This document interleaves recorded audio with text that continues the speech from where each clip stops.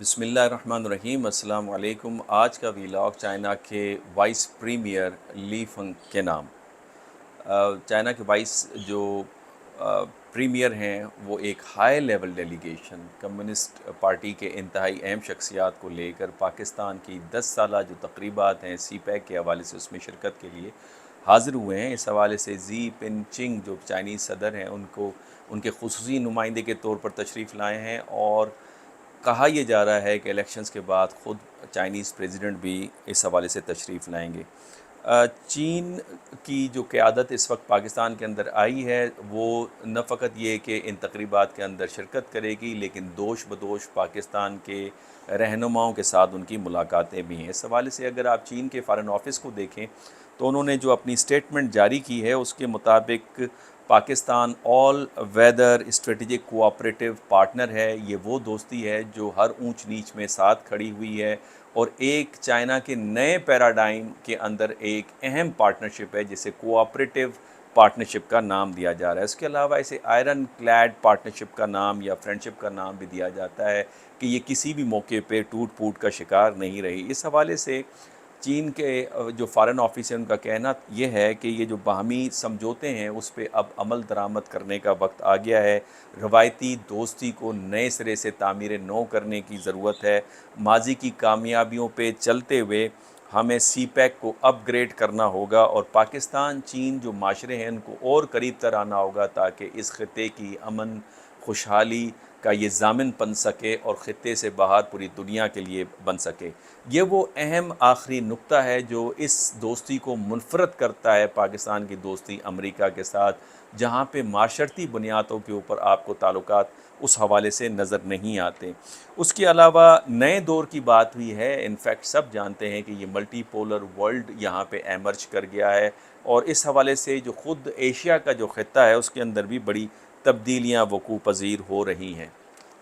لیکن اگر اس کو آپ اس تناظر میں دیکھیں کہ چین اور امریکہ کی ایک طرف ٹسل یا ٹینشن بھی آپ کو نظر آتی ہے، اس حوالے سے دفاعی وزیر امریکہ کے لوائڈ آسٹن پچھلے جمعرات کو اور جمعے کو ان کا ملاقات ہوئی آسٹریلین لیڈرشپ کے ساتھ۔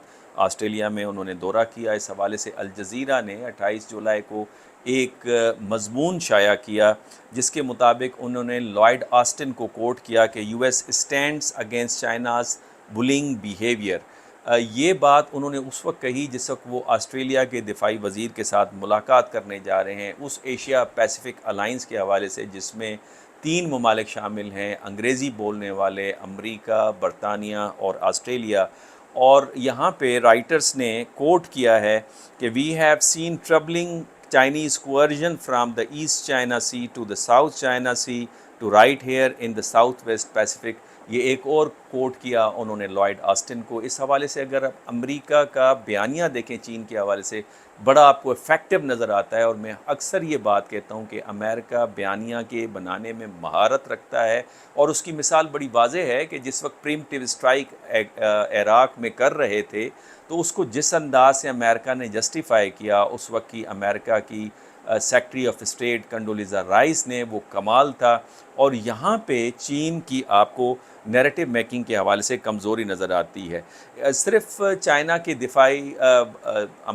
امریکہ کے صرف دفاعی وزیر لوائڈ آسٹن نے آسٹریلیا کا دورہ پے نہیں کیا، لیکن کینبرا میں اس وقت جو اینتھونی بلنکن ہے جو امریکہ کے سیکرٹری آف اسٹیٹ ہیں، انہوں نے بھی وزٹ پے کیا، اور بات ہوئی نیوکلیر پاور 3 سب میرینز کو ہینڈ اوور کرنے کے حوالے سے جو آسٹریلیا کو دیا جا رہا ہے، اس الائنس کو مضبوط کرنے کے لیے، ایشیا پیسیفک کی پالیسی کو کامیاب بنانے کے لیے، جو کہ 2030 تک جو ہے وہ ہینڈ اوور کیا جائے گا۔ اس حوالے سے اگر آپ ایک طرف دیکھیں کہ چائنا کے ساتھ پالیسی آف انگیجمنٹ بھی ہے، اور دوسری طرف چائنا کے خلاف بیانات بھی نظر آتے ہیں۔ پالیسی آف انگیجمنٹ میں آپ دیکھیں کہ یہی secretary of state Anthony Blinken نے پچھلے ماہ چین کا دورہ کیا، اپنے کاؤنٹر پارٹ سے ملاقات کی، چینی صدر سے 30 منٹس کی ملاقات کی، اور پھر کچھ دنوں کے بعد سیکرٹری آف ٹریجری جو ہیں جینٹ ییلن، انہوں نے وزٹ پے کیا۔ تو ایک طرف انگیجمنٹ نظر آتی ہے، بیکاز جو بائیڈن کی جو ایڈمنسٹریشن ہے وہ سمجھتی ہے کہ چائنا کے ساتھ جو کنٹینمنٹ پالیسی ہے وہ کامیابی کی شکل نہیں دیکھ پا رہی، تو لہٰذا چائنا کو انگیج کیا جائے اور انٹیگریٹ کیا جائے جو ورلڈ سسٹم ہے اس کے اندر، بجائے یہ کہ ہم پالیسی آف کنٹینمنٹ لے چلیں.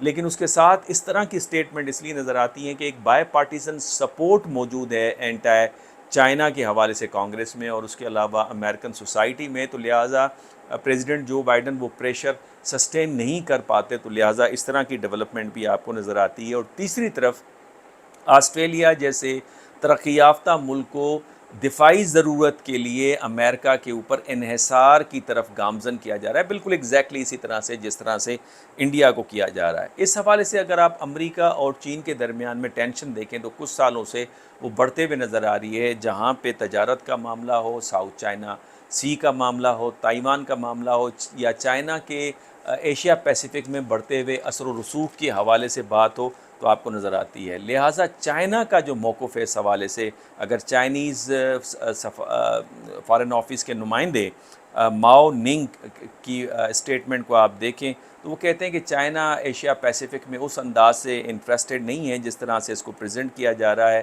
اور اثر و رسوخ کے حوالے سے بھی دلچسپی نہیں لے رہا.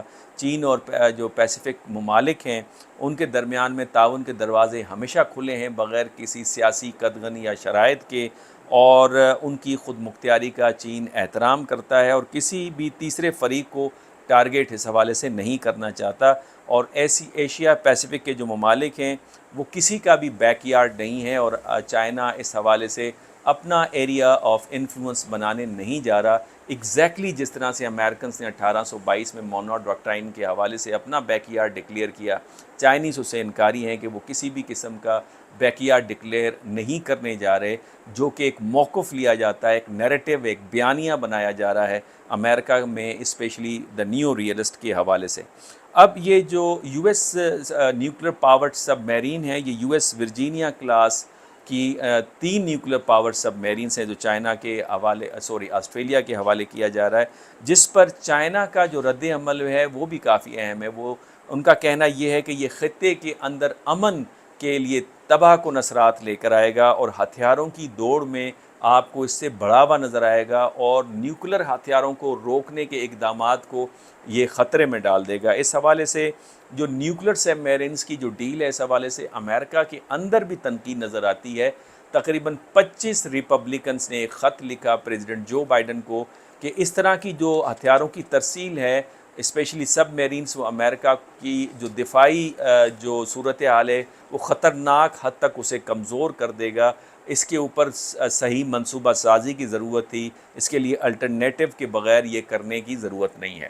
اب آ جاتے ہیں کہ کیا امریکہ کی جو پالیسی آف کنٹینمنٹ ہے یا آئسولیٹ کرنے کی جو پالیسی ہے چین کے حوالے سے، وہ آپ کو کیا کامیاب نظر آتی ہے؟ تو اس حوالے سے کشور محبوبانی، ان کی نئی کتاب آئی ہوئی ہے جسے دا ایشین 21st سینچری پچھلے سال پبلش ہوئی.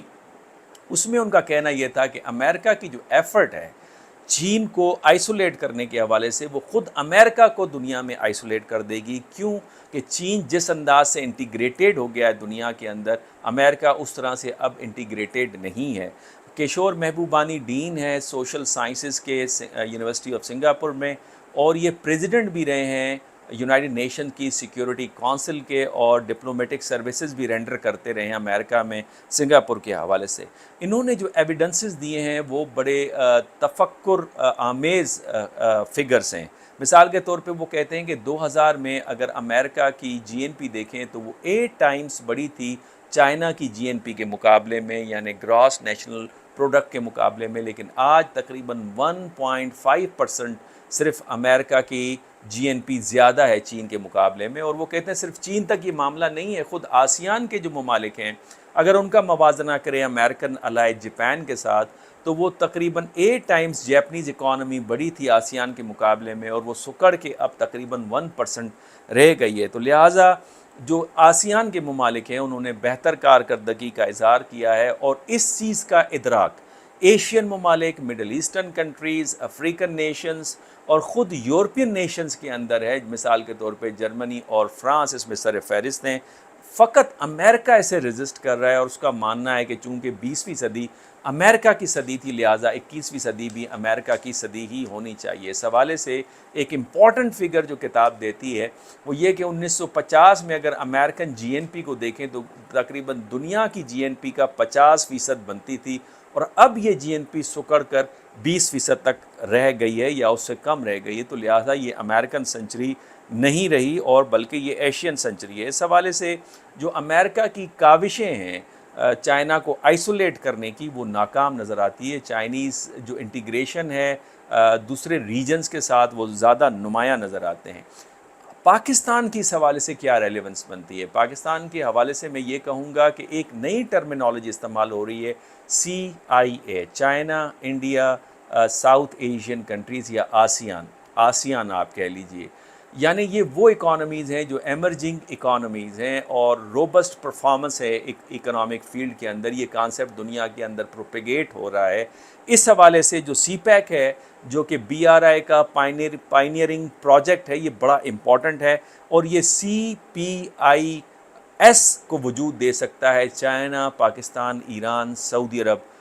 اس حوالے سے یہ اسٹیٹس دے سکتا ہے پاکستان کو، ایران کو، سعودی عرب، another emerging robust economies of the world۔ تو لہٰذا سی پیک جو ہے وہ پاکستان کا اسٹریٹجک اینڈ وائٹل انٹرسٹ ہے۔ اس میں سست رویہ اختیار کرنا یا اس کو نظر انداز کرنے کا مطلب یہ ہے کہ پاکستان کے اسٹریٹجک اینڈ وائٹل انٹرسٹ کو نظر انداز کرنا، اور پاکستان کے پاس فقط ایک ہی راستہ ہے اکنامک دلدل سے نکلنے کا، اور وہ ہے کنیکٹیوٹی۔ لہٰذا پاکستان کو جتنا تیزی کے ساتھ کام کرنا ہوگا اتنا ہی پاکستان کے مستقبل اور اس کے اثر و رسوخ کو خطے اور خطے سے باہر بڑھانے میں معاون ثابت ہوگا۔ آج کے لیے یہی آپ کی خدمت میں ہے، نیکسٹ ٹاپک کے ساتھ آپ کی خدمت میں دوبارہ حاضر ہوں گا۔